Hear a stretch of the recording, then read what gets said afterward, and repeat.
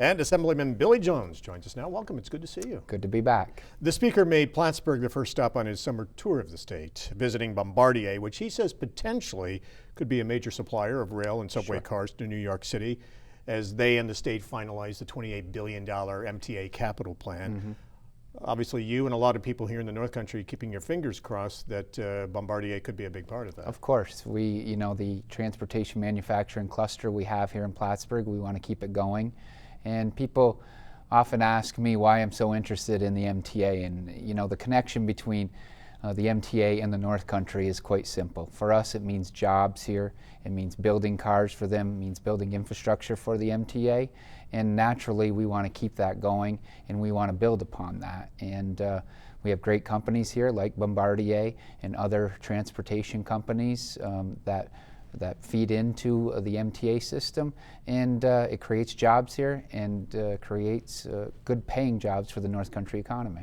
The Speaker said he concurs with the Governor that this was a historic session. It's been quite a year for Democrats after winning control of the Senate last fall, now controlling both the Senate and the Assembly.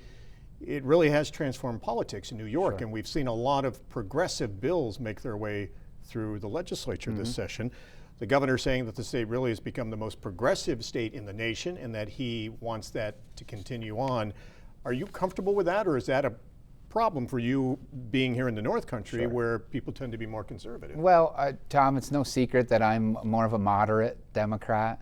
I certainly reach across the aisle and work with my Republican colleagues in my constituency. I want to represent them the best way possible.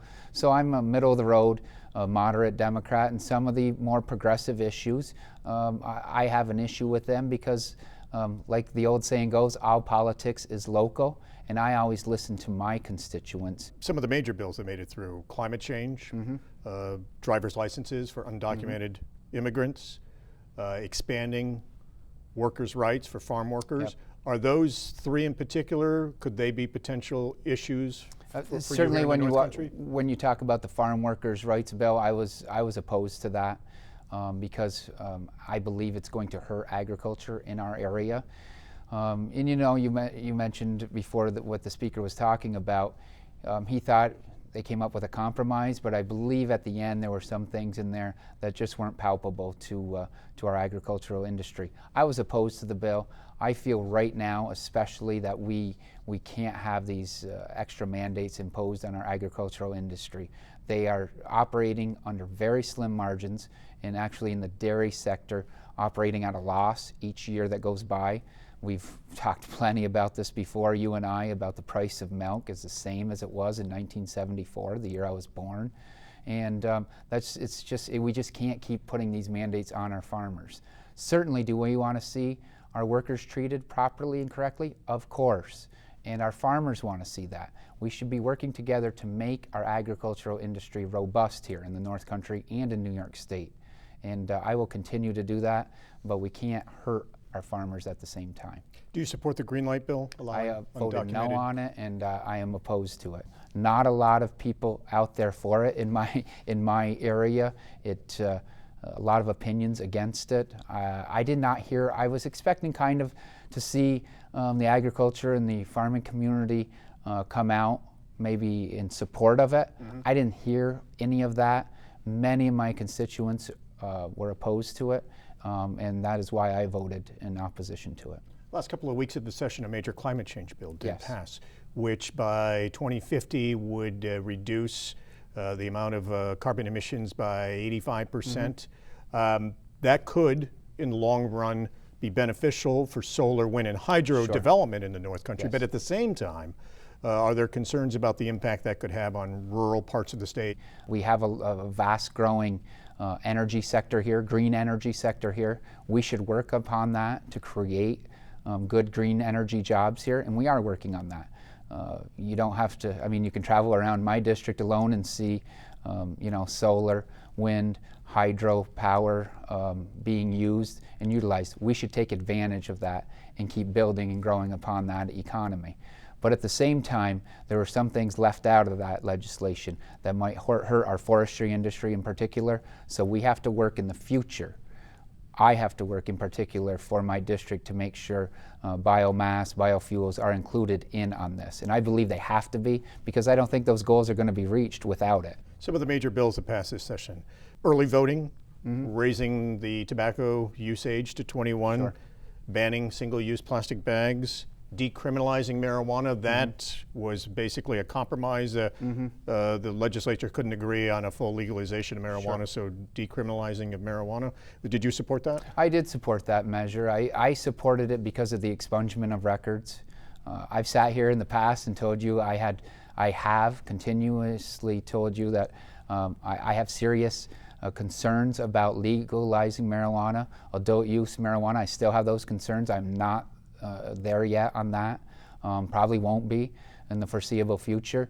But I've always said I am for the expungement of records. I don't believe that if you got caught with a small amount of marijuana when you were younger, that should follow you the rest of your life. Lots of people, as you mentioned, were concerned about legalizing marijuana. I had questions that didn't get addressed, and that's likely why it didn't come up for a vote in the Assembly or the Senate this year. Do you think it will next year? I don't think it's going away, because I do believe you have some proponents, some advocates that are going to continue to push the legislature and the governor on this.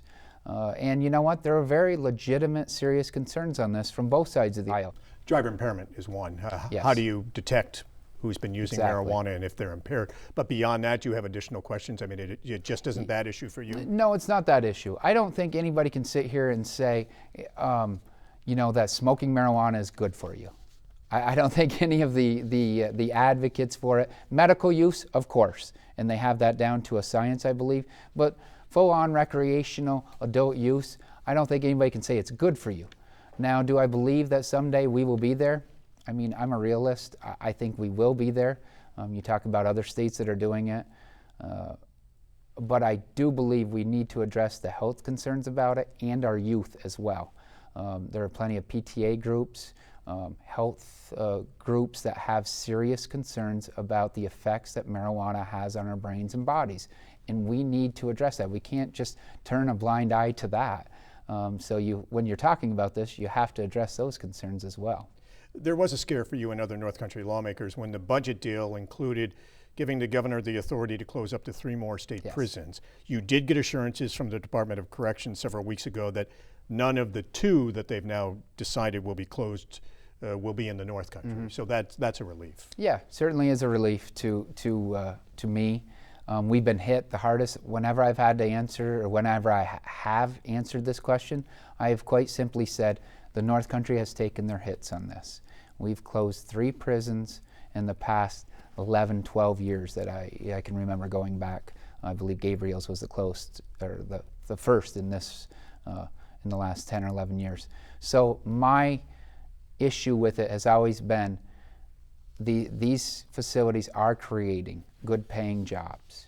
They are, you know, whether we wanted it or not several years ago, they landed here. And certainly we don't want to take away jobs from anybody or the businesses that depend on those facilities. That's why I am a strong proponent of keeping our prisons open. There was some criticism from your Democratic colleagues in the Senate saying that the Assembly couldn't agree with them on bills to improve limo safety after the deadly crash in Schoharie last fall that killed among the 20 victims 4 sisters who grew up here in the North Country. Are you disappointed that more wasn't done to address that? Of course I'm disappointed in that, and like you said, that issue has hit home to us here in the North Country, our community. From what I understand, just couldn't come to an agreement on it. That's not an excuse. We need to do better. But as far as the Senate pointing the finger, we don't get anywhere by pointing the fingers. We need to work together to come to a solution, to come up with good crafted legislation that helps with these major issues. We should make that a top priority. The legislature did set aside $2 million to help towns forced to take over old abandoned cemeteries or mausoleums in the case of Plattsburgh and Ellenburg. Sure. But many town leaders are worried that $2 million, which is an increase, still won't be enough to cover the cost now that the municipalities will have trying to take care of those Sure. cemeteries and It's a major mausoleums. issue on our local governments because, like you said, when they become abandoned, they become the responsibility of the municipality and of the town that they're in. I have worked extremely hard on this issue to make sure we alleviate that financial burden on these towns. We will continue to. I don't believe $2 million is enough, but we will continue to work on that. I understand, coming from local government, the kind of fiscal responsibility this has on them and ultimately our taxpayers, and that's one of the reasons it continues to be a priority of mine. Billy Jones, thanks a lot for taking the time to be with us. Thank you very much.